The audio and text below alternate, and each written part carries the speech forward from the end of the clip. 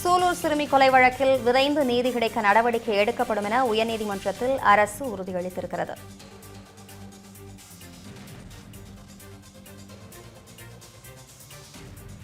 சிறப்பு புலனாய்வு குழுவை அமைக்க கோரி விஸ்வ இந்து பரிஷத் உயர்நீதிமன்றத்தில் பொதுநல வழக்கு தொடர்ந்திருந்தது.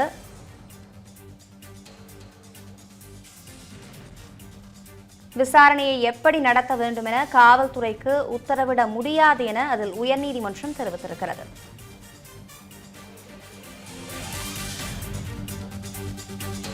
விசாரணை சரியான பாதையில் சென்று கொண்டிருக்கிறது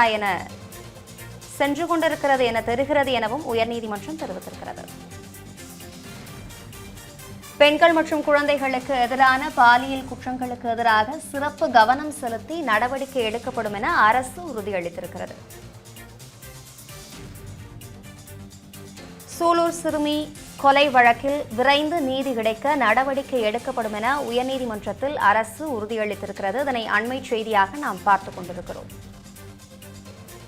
இதுகுறித்த கூடுதல் விவரங்களோடு இணைகிறார் நமது செய்தியாளர் செந்தில்குட்டி. முழு விவரங்களை வழங்கலாம்.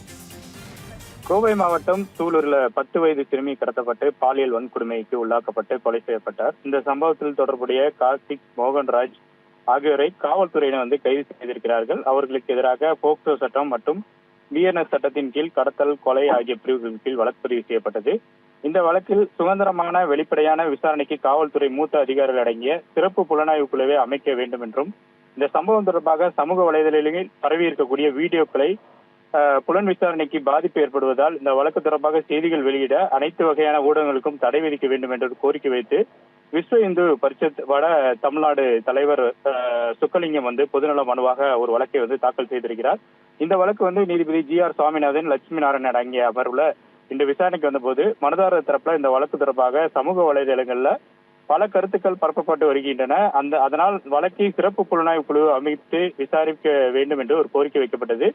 அப்போது அரசு தலைமை வழக்கறிஞர் விஜய நாராயணன் ஆஜராகி இந்த வழக்கில் அனைத்து நடவடிக்கைகளும் எடுக்கப்பட்டு வருகிறது, மரபணு சோதனை முடிவுகளை எதிர்நோக்கி இருக்கிறோம்.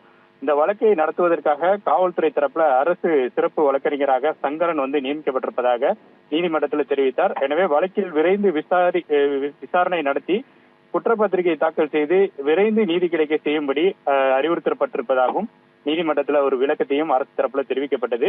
பெண்கள் மற்றும் குழந்தைகளுக்கு எதிரான பாலியல் குற்றங்களுக்கு எதிராக சிறப்பு கவனம் செலுத்தி நடவடிக்கை அரசு எடுத்து வருவதாகவும் நீதிமன்றத்தில் அரசு தரப்பு தலைமை வழக்கறிஞர் வாதங்களாக வைத்தார்.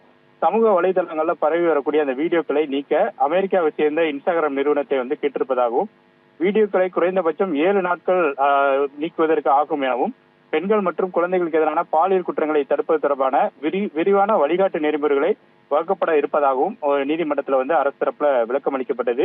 பின்னர் நீதிபதிகள் விசாரணையை எப்படி நடத்த வேண்டும் என காவல்துறைக்கு எப்படி உத்தரவிட முடியாது, விசாரணையை சரியான பாதையில் சென்று கொண்டிருக்கிறது, இந்த மனு தொடர்பாக விரிவான உத்தரவு பிறக்கப்படும் என்று கூறி இந்த வழக்கின் விசாரணை தள்ளி வைத்திருக்கிறார்கள். தகவல்களுக்கு நன்றி செந்தில்குட்டி.